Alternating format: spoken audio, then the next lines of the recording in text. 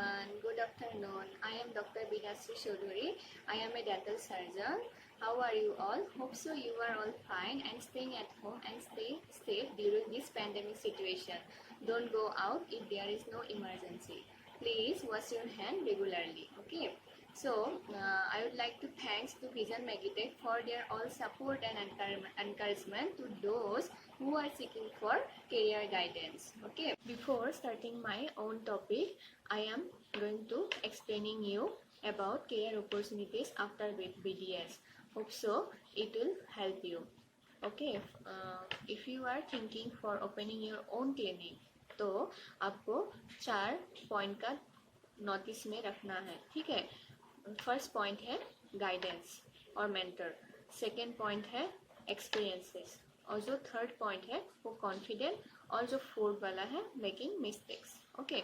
जो गाइडेंस और मेंटर है वो आपको हेल्प करेंगे आगे जाने के लिए. आगे आपको क्या करना है, क्योंकि उन लोगों को प्रॉपर एक्सपीरियंसेस होता है. They are well experience. Okay. So आपको एक अच्छा गाइडेंस लेना है और उसके बाद आपको आगे बढ़ना है कि मुझे क्लिनिक खोलने से पहले कौन सा चीज़ों का ध्यान रखना है. ठीक है. तो नेक्स्ट आता है एक्सपीरियंसेस. तो एक्सपीरियंसेस के लिए आपको 2 से 3 साल मेरे हिसाब से, एज माई व्यू पॉइंट, मैं जो बता रही हूँ मेरे व्यू ऑफ पॉइंट से मैं बोल रही हूँ, क्योंकि मैं भी एक प्राइवेट प्रैक्टिशनर हूँ. दैट्स वाई मैं आपको बोल रही हूँ कि एक्सपीरियंस के लिए आपको 2 से 3 साल की एक्सपीरियंस की ज़रूरत पड़ती है. तो उसके लिए आप पहले एज ए असिस्टेंट्स कोई भी क्लिनिक ज्वाइन कर सकते हैं. उसके बाद आप कोई भी डेंटल कॉलेज या गवर्नमेंट या प्राइवेट में आप एज ए रेसिडेंसी काम कर सकते हैं. तो उसके बाद आप कोई भी सर्टिफाइड कोर्सेज या MDS भी कर सकते हैं. अगर MDS नहीं करना है तो कोई भी अप्रूवल सर्टिफाइड कोर्सेज कर सकते हैं. तब क्या होगा, आपको अच्छे से सीखने को मिलेगा और पेशेंट के ऊपर काम करने से आपको कॉन्फिडेंट बढ़ेगा. जो थर्ड थिंग्स है, आपको एक्सपीरियंस से कॉन्फिडेंट लेवल हाई होगा. तो कॉन्फिडेंट लेवल हाई होंगे तो आपको आसानी होगी कोई भी पेशेंट को हैंडल करना, क्योंकि आपको एज ए इंटर्नशिप आपने जितना सीखा है वो काफ़ी नहीं होता है. क्योंकि आफ्टर इंटर्नशिप आपको अगर प्राइवेट क्लिनिक में काम करना है या कोई भी हॉस्पिटल्स में काम करना है, हॉस्पिटल्स में बहुत ज़्यादा पेशेंट होता है, तो वहाँ पे हैंडल करना बहुत ईजी नहीं है. तो इसीलिए आपको कॉन्फिडेंट होना बहुत ज़रूरी है. उसके लिए आपको एक्सपीरियंस होना ज़रूरी है.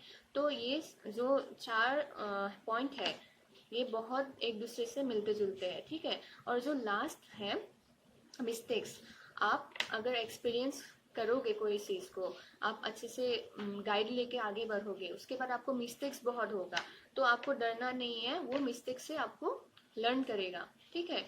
तो आपको लर्निंग से आपको नॉलेज बढ़ेगा. तो आप कोई भी केस को आसानी से हैंडल कर सकते हो. आपको डरना नहीं है और आगे बढ़ना है. ठीक है. तो आपको मिस्टेक्स करना अच्छी बात है, आपको डरना नहीं है. तो ये जो 4 पॉइंट है मेरे हिसाब से क्लिनिक खोलने से पहले ये 4 चीज़ों को ध्यान में रख के आपको क्लिनिक खोलना चाहिए. क्योंकि बाद में क्या होता है, आप अगर BDS के बाद तुरंत क्लिनिक खोलोगे तो बहुत सारा प्रॉब्लम होता है मेरे हिसाब से. क्योंकि आप इतना इंटर्नशिप में इतना क्वालिफाइड नहीं होते हो एक पेशेंट को हैंडल करना. ठीक है. एक पेशेंट को हैंडल करना बहुत मुश्किल होता है, क्योंकि ओरल कैविटी में काम कर रहे हैं हम लोग. ठीक है. और दैट्स वाई मैं ये 4 पॉइंट्स आपको मस्ट बी मतलब एडिट करने को बोलूँगी कि ये 4 थिंग्स को आगे रखते हुए आपको क्लिनिक खोलना चाहिए. ठीक है. और जो सेकेंड है आप पॉइंट है, आप MDS भी कर सकते हो आफ्टर BDS. हाँ, क्योंकि MDS बहुत हाई क्वालिफाइड कोर्स है, वो आप करो. वो उसमें आप स्पेशलाइजेशन होंगे एक डिपार्टमेंट में. ठीक है. तो उसके बाद आप एक मेंटर हिसाब से काम कर सकते हो कहीं भी कॉलेज में, या एज ए लेक्चरर हॉस्पिटल्स में काम कर सकते हो. ठीक है. और आप क्लिनिक भी खोल सकते हो एज योर विश. ओके. और जो थर्ड पॉइंट है वो MBA इन हॉस्पिटल्स. ठीक है. MBA इन हॉस्पिटल्स आप काम कर सकते हो, क्योंकि क्या होता है, एक हॉस्पिटल मैनेजमेंट का एक पोस्ट निकलता है, तो उसमें काम करने के लिए आपको MBA करना पड़ेगा. तो MBA in hospitals you can also go for it. Okay. And lastly मैं बोलना चाहिए government jobs. Okay. There are lots of government jobs, army में है, नेवी में है, उसके बाद आपको NHM में है, नेशनल हेल्थ मिशन, वहाँ पे ज्वाइन कर सकते हो। उसके बाद आप प्राइवेट सेक्टर में भी जॉब्स में होता है, उसमें भी आप ज्वाइन कर सकते हो।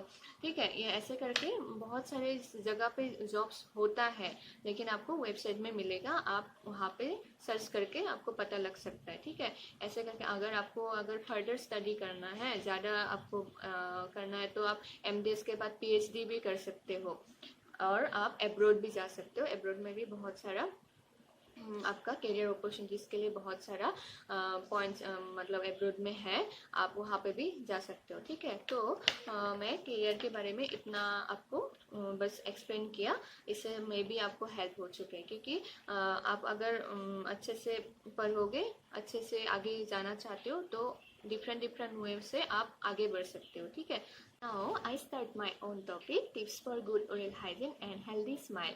Okay, so there are more than 1000 species of bacteria, जो आप लोग कीड़ा बोलते हो, sitting around in our oral cavity. Okay, so इन लोगों से हम लोगों को फाइट करने के लिए ओरल हाइजीन हमेशा अच्छे से रखना चाहिए। ठीक है, मेंटेन करना चाहिए। तो इन लोगों से जो बैक्टीरियाज है, तो क्या क्या बीमारी हो सकता है। ठीक है, अगर हम लोगों का बैक्टीरिया का लेवल बढ़ जाएगा, मुंह पे इन्फेक्शन बहुत होगा, तो इन्फेक्शन की वजह से हम लोगों को बहुत सारा दूसरा हेल्थ प्रॉब्लम हो सकता है। जैसे आपका शुगर है, तो शुगर लेवल ये बढ़ाएगा, ठीक है, इंक्रीज करेगा। और आपका अगर प्रेशर है, तो प्रेशर भी बढ़ा सकता है। और हार्ट का प्रॉब्लम के लोगों के लिए हमेशा दांत को क्लीन करना और हाइजीन मेंटेन करना जरूरी है, क्योंकि बॉडी में अगर इन्फेक्शन होगा तो आपका हार्ट में प्रॉब्लम हो सकता है, स्ट्रोक भी होने का चांस है। और जो प्रेग्नेंट लेडी है,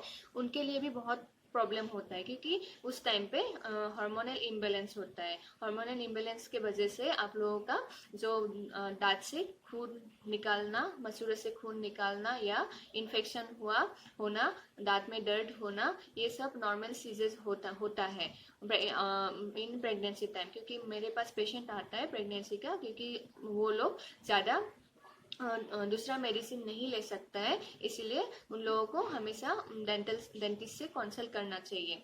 तो अगर आप कंसल्ट करोगे, तो उस टाइम जो हमारा जो बेबी डेवलप होता है, उनका डेवलपमेंट में थोड़ा प्रॉब्लम हो जाता है, if you are not taking care of your tooth in your और योर ओरल कैविटी। ठीक है, तो इन्फेक्शन रखना नहीं चाहिए, मुंह पे हो या बॉडी में हो, कहीं पे भी कोई भी इन्फेक्शन नहीं रखना चाहिए। इसी के वजह से आपका ओरल कैंसरस लीजन्स भी बहुत ज़्यादा होता है। ठीक है, आजकल ओरल कैंसर बहुत हो गया है because of gutkha chewing, because of पान मसाला च्यूइंग। ठीक है, इसीलिए हम लोगों को ओरल कैविटी का मेंटेनेंस करना चाहिए, और इम्यूनिटी में बहुत असर पड़ता है। और मेन थिंग जी गैस्ट्राइटिस का बहुत प्रॉब्लम है आजकल के, क्योंकि हम लोग दांत में अगर कोई प्रॉब्लम है, हम लोग अच्छे से चबा नहीं पाता है, और दांत कमजोर हो जाता है। क्योंकि हम लोग का दांत कमजोर इसीलिए हुआ है क्योंकि वहाँ पे इन्फेक्शन है। इन्फेक्शन होने से दांत कमजोर हमेशा होता है। तो ये सब के लिए आपको ओरल हाइजीन मेंटेन करना चाहिए। तो अभी मैं आपको टिप्स बताऊंगी कैसे आप ओरल हाइजीन मेंटेन करोगे। My first and top most tip is brushing, flossing and rinsing. Okay, मैं हमेशा अपने क्लिनिक में पेशेंट को पूछती हूँ कि आप कैसे ब्रश करते हो, और मैं इस मॉडल में उनको दिखाने को बोलती हूँ। ठीक है, तो वो हम लोग हमेशा गलत टेक्निक यूज़ करते हैं। आप लोग भी गलत टेक्निक यूज़ करते हो, इसीलिए दांतों की प्रॉब्लम रह जाता है। ठीक है, मैं आपको आज टेक्निक्स बताऊंगी कि कैसे एक्चुअली ब्रश करते हैं। ठीक है, तो हमेशा जो पेशेंट मेरे यहाँ पे आते हैं, वो लोग हमेशा ऐसे ब्रश करते हैं, बोलते हैं कि मैं ऐसे किया, जो हॉरिजॉन्टली स्ट्रेट वे में ब्रश करते हैं, उसके बाद ऐसे अप्स टू डाउन, और 3 to 4 टाइम्स करते हैं। ऐसे बोलते हैं कि उसके बाद भी क्यों प्रॉब्लम ठीक नहीं हुआ। देखो, आप अगर ऐसे करोगे ब्रश, तो आपका जो फूड पार्टिकल्स है वो अंदर रहता है, अंदर भी होता है, ऊपर ही नहीं होता है, अंदर भी होता है दांतों की बीच में।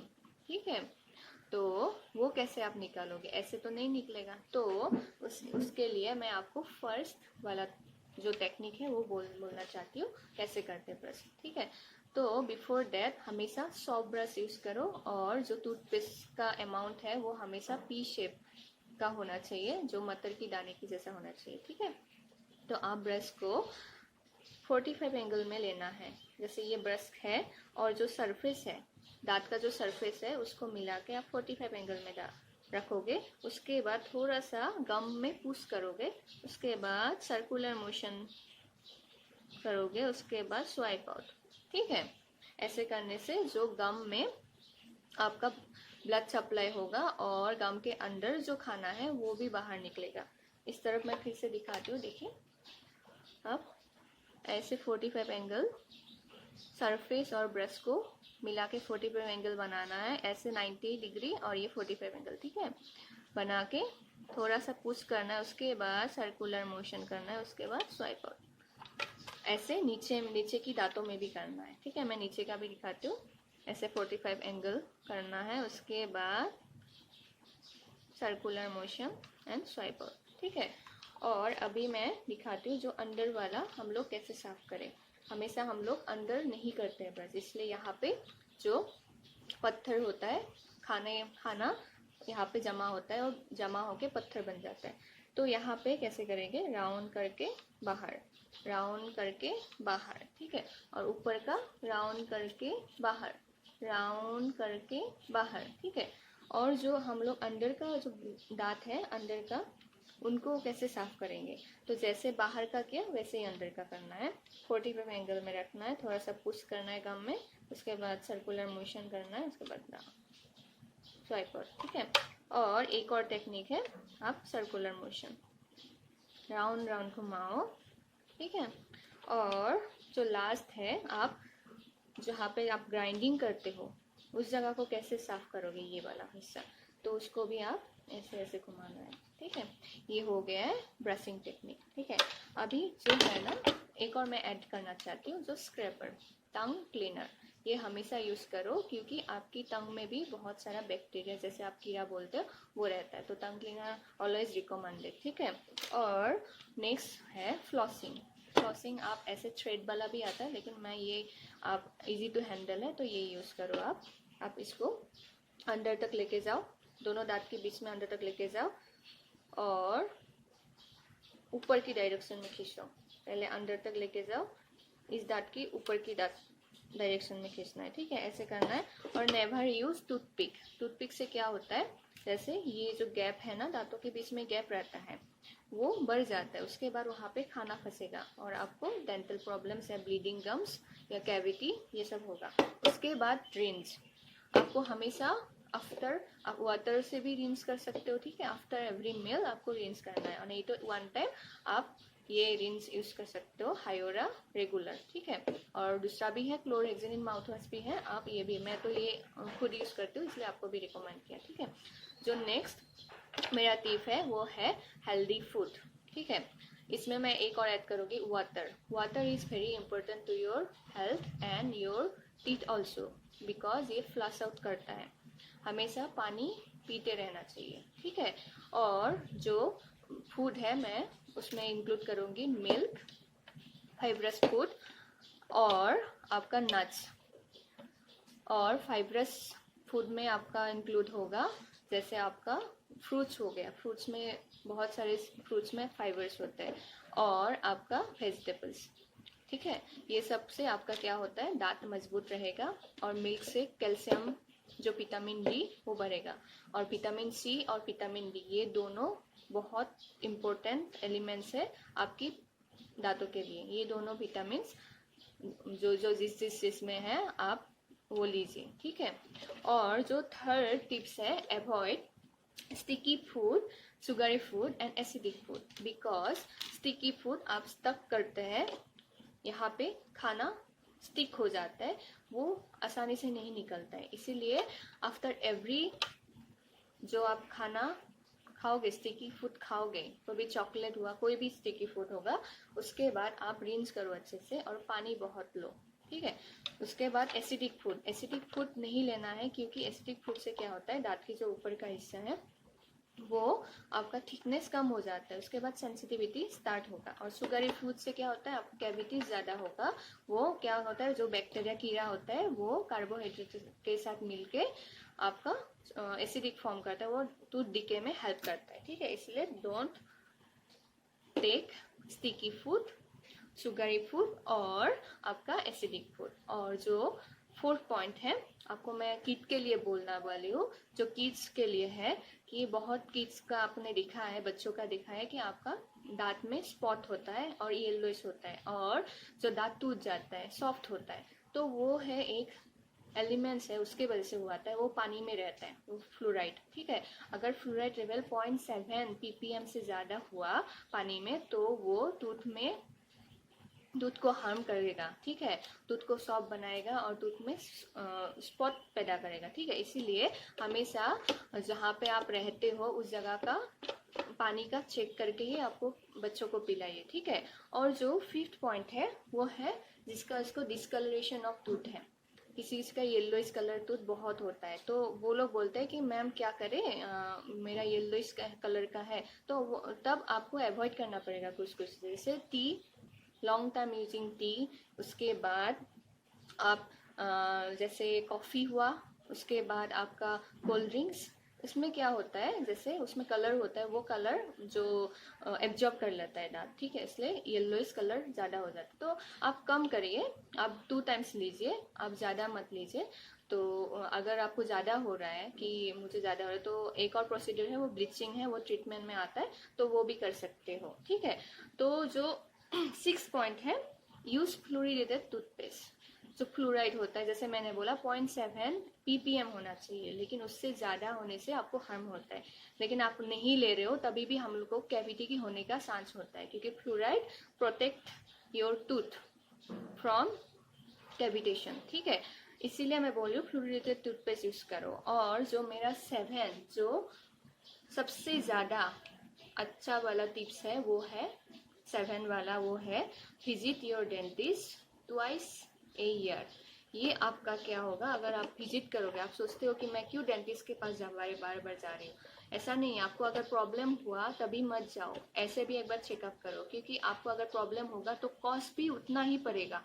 क्योंकि आपका क्या होता है, जैसे कैविटी हुआ आपको, हाँ सपोज एक कैविटी हुआ है, आप उसमें पेन हो रहा है, आप नहीं जा रहे हो, रुक रहे हो, और मेडिसिन ऐसे ही फार्मेसी से लेके ले लिया आपने पेन किलर, तो उसके बाद क्या होगा, वो इन्फेक्शन आपकी जो दांत से आपके रूट तक पहुंचेगा। ठीक है, उसके बाद हमको रूट कैनल करना पड़ेगा।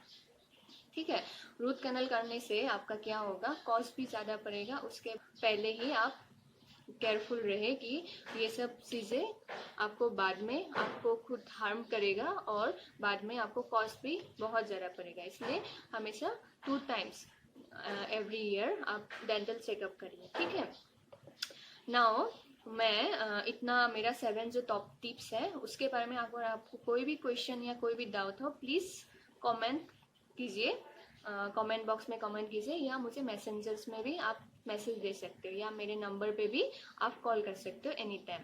And please stay at home, don't go out if there is no emergency. Okay, during this pandemic situation, please don't go out. Okay, or please rinse your mouth regularly.